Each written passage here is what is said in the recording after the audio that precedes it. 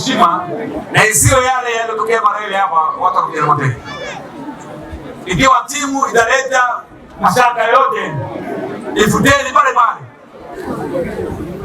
Mimi ndio mwenye jimbo na mimi ndio mwenye naanzisha ile kombe ili kutengeneza discipline. Bila discipline hatuwezi kufika bahari.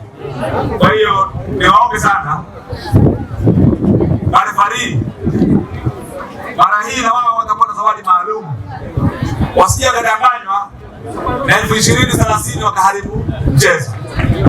Asiwaambii tawapa nini, lakini mtapata zawadi nzuri ambayo hamjai kupata maisha yenu yote. Baada ya kukamilika kwa matembezi haya, sasa tunatarajia tena kuingia katika mashindano ya mpira wa miguu yatakayojulikana kwa jina la Ijazi Cup awamu ya pili.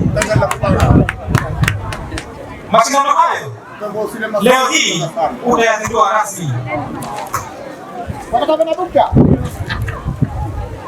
Mheshimiwa rasmi, mashindano haya tunatarajia yatajumuisha jumla ya timu 42 kutoka jimbo zima la Mkoani.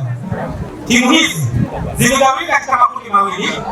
Kundi A ambalo litajumuisha timu 20 za wadi ya chokocho na baadhi ya timu za wadi ya michezani. Kundi B nalo litajumuisha timu 22 za wadi ya Mkoani na baadhi ya timu za wadi ya michezani.